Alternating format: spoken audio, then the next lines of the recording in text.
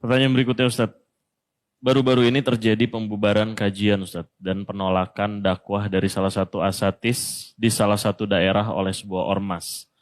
Bagaimana kita sebagai penuntut ilmu menyikapinya Ustadz? Karena kami melihatnya adanya fitnah-fitnah yang dilontarkan terhadap dakwah sunnah Ustadz. Ya Allahul Musta'an. Allah tempat kita memohon perlindungan ya.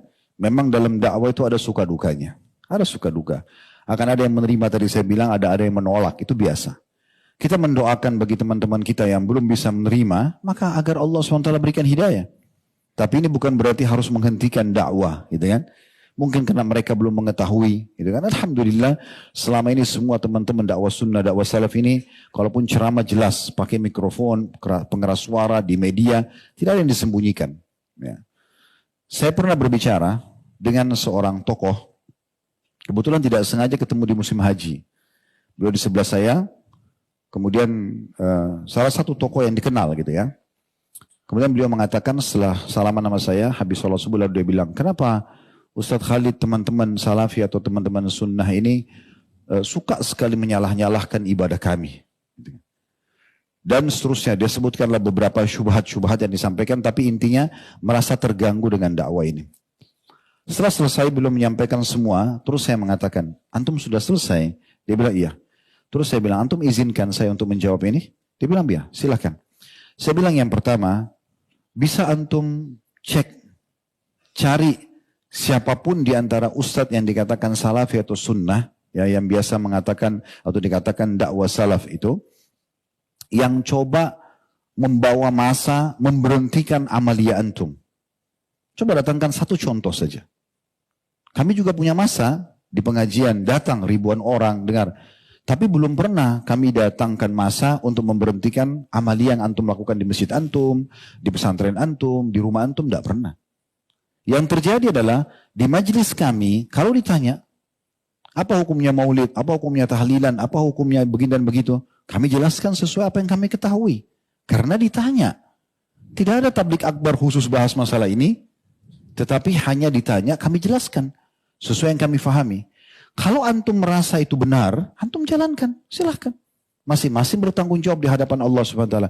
Tapi jangan antum paksa kami untuk melakukan. Karena masing-masing berhujjah. Jadi tidak ada maksud dan tujuan kami untuk menyerang antum. Jangan difahami untuk menyerang. Karena tidak ada materi khusus membahas tentang masalah amalia antum, tidak ada. Kalau ditanyakan kami jelaskan. Dan itu hak kami menjelaskan di pengajian kami. Sebatas itu. Dan sekali lagi, tidak pernah ada pergerakan massa, memberhentikan atau tidak ada. Sama sekali. Dan itu hak kita masing-masing. Antum mengatakan boleh, kami mengatakan tidak boleh. Saling menghormati, selesai kan gitu. Konsepnya. Kami teman-teman salafi ini hanya butuh dalil. Saya bilang begitu, ini di rumah Allah saya menyampaikan ya, kepada beliau.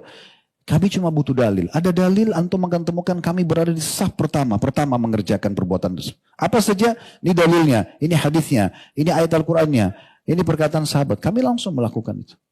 Insya Allah kami yang pertama melakukannya. Tapi kalau tidak ada dalil, antum akan temukan kami paling jauh. Sebatas itu. Terus dia balik tanya kepada saya, oh berarti teman-teman salafi cuma butuh dalil. Saya bilang iya, hanya itu saja. Oh kalau gitu nanti saya akan sebarkan. Fadhal, silahkan.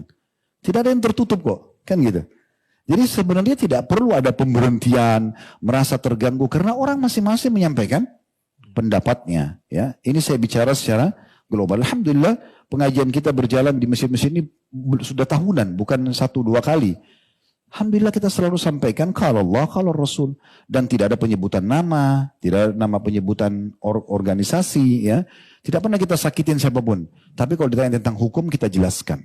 Nah ini hukum yang kita ketahui kan gitu. Masing-masing boleh menyampaikan. Allahu a'lam.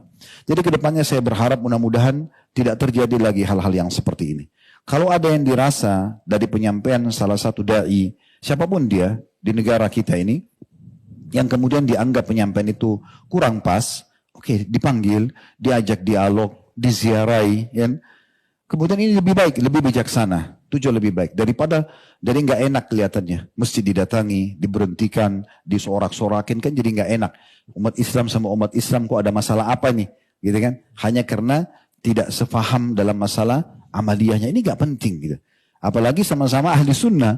Itu sama sekali tidak diharapkan tentunya. Allahu a'lam.